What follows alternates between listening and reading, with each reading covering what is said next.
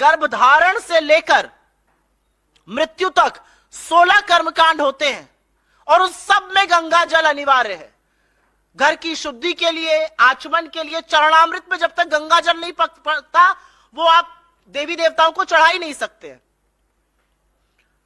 तो इन सब चीजों में गंगा जल अनिवार्य है और सरकार की प्लानिंग तो ऐसी थी कि इस पर भी टैक्स वसूली करी जा रही थी, इस पर भी 18% टैक्स श्रद्धालुओं से लिया जा रहा था। कांग्रेस ने जब इस मामले को उठाया, इनके सच का पर्दाफाश किया, इनका भांडाफोड़ किया, तब जाकर कहीं पर इन्होंने वो टैक्स हटाया। और मैंने आपको ये सारे तथ्य कागजों के साथ दिखा दिए हैं, अनाउंसमेंट्स के, जीएसटी ऑर्डर के, और फिर कैसे विथड्रॉ किया गया। नवरात्र चल रहा है, बहुत पावन पर्व है। 9 दिन देवी के 9 रूपों की उपासना की जाती है, अलग अलग मान्यताओं से मनाया जाता है, अलग अलग रीति रिवाजों से मनाया जाता है। कहीं पर माँ का मायके आना, तो जैसे बेटी घर आती है हर्षोल्लास होता है, वैसे आपको बंगाल के पंडालों में प्रतिमा और पंडालों में दिखेगा। कहीं पर रात भर गरबा और डांडिया किया जाता है, कहीं पर व्रत उपवास किया जाता है, कहीं पर गोलू सजाया जाता है। लेकिन 9 दिन उपासना माँ की जरूर होगी। तो इस बार जब उपासना होगी और गंगा जल पर जीएसटी नहीं देना पड़ेगा, तो श्रद्धालुओं के मन से हमारे लिए आशीर्वाद और आशीष जरूर निकलेगा। और उसी आशीष का परिणाम है कि हम इनके हर झूठ का भांडाफोड़ करते रहेंगे, क्योंकि यह सच की लड़ाई है और सच में ये हमेशा हमेशा झूठ बोलने का काम करते हैं। तो आपके सामने ये तथ्य लाना जरूरी था। थोड़े दुख के साथ ये बात ये भी कहती हूं कि ये इन्वेस्टिगेशन, ये फैक्ट चेक तो आप कुछ साथियों को करना चाहिए था, हम लोगों को करना पड़ रहा है। लेकिन कोई बात नहीं, बहुत सारे लोग हैं जो ऐसा काम नहीं कर रहे हैं। आश्वस्त रहिए, हम ये काम जरूर करते रहेंगे और सरकार का जो असली चेहरा है उसको बेनकाब करते रहेंगे। और असली चेहरे में धर्म के ये स्वयंभू ठेकेदार धर्म के नाम पर सबसे ज्यादा लोगों को ठगते हैं। मां गंगा को भी इन्होंने बख्शने का काम नहीं किया। आपकी जानकारी के लिए बता दूं कि आपके द्वार गंगा जल योजना 2016 में मोदी सरकार ने शुरू की थी।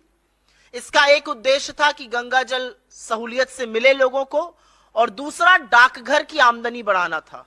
और डाकघर अधिकृत थे कि वो गंगा जल बेच सकते थे, और इसीलिए 250 मिलीलीटर की गंगा जल की बोतल 30 रुपए में बिकती। और जब सरकार का निर्णय आया, सरकार ने आदेश दिया, तो वो 30 रुपए की बोतल 35 की हो गई थी।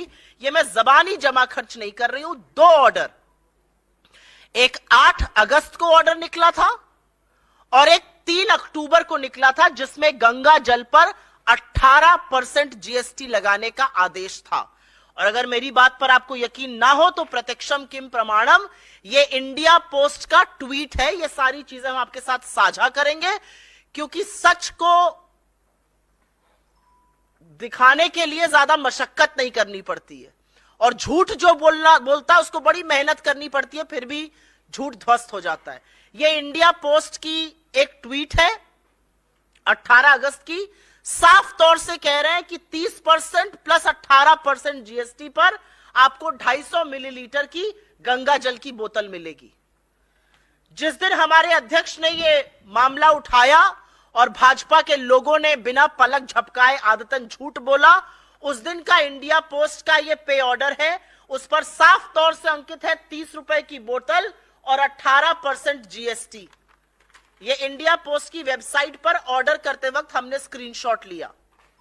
तो जब कांग्रेस ने यह मुद्दा मुस्तैदी से उठाया, हमारे अध्यक्ष ने उठाया, हम सब लोगों ने उठाया, तो इस झूठ से बचने के लिए सरकार ने फटाफट आनन फानन में पहले तो इंडिया पोस्ट से 18% जीएसटी गायब कराया और लिखवाया इस पर जीएसटी नहीं है। लेकिन यह बाद में हुआ, पहले 18% जीएसटी यहां पर अंकित है। उसके बाद एक ऑर्डर इशू किया गया।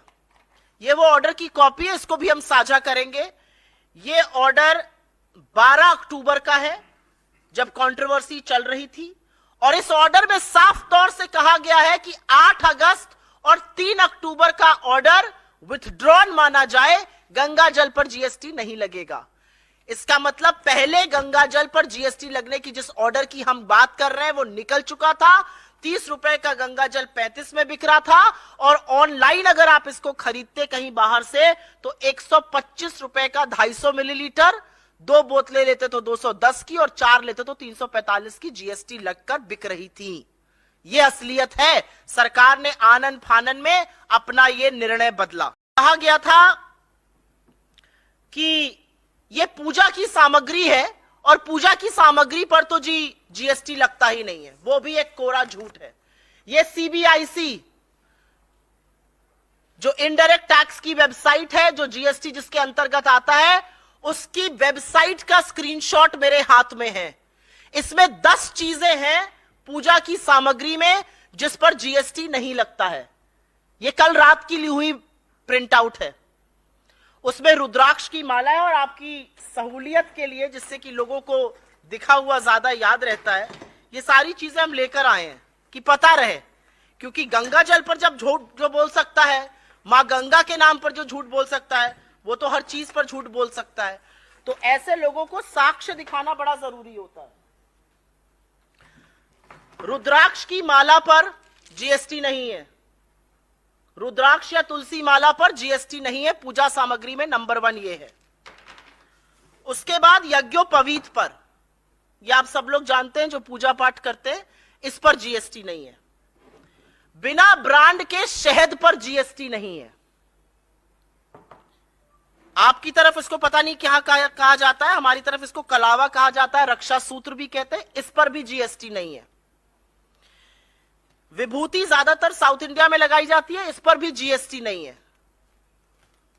रोली पर जीएसटी नहीं है, चंदन के टीके पर जीएसटी नहीं है, दिए की बाती पर जीएसटी नहीं है, और जो खड़ाऊ लकड़ी का, और यह सिर्फ प्रतीकात्मक है, जो खड़ाऊ लकड़ी का साधु संत पहनते हैं या वो लोग जो पहनते हैं, जो अनुष्ठान करते हैं, इस पर भी जीएसटी नहीं है।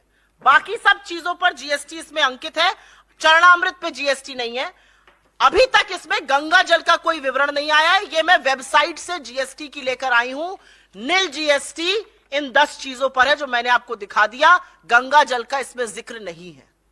तो ये जो झुट्ठे और महाझुट्ठों की फौज है, इनसे जरूर पूछना चाहिए कि जब हमने आपकी पोल खोली तो आपने बोला गंगा जल पर जीएसटी नहीं लगेगा, नहीं तो इस गंगा जल पर भी आप 18% टैक्स लगा रहे थे। अब आप सोचिए कि जो धर्म के स्वयंभू ठेकेदार हैं, वो सबसे ज्यादा धर्म के अनुयायियों को ठगते हैं।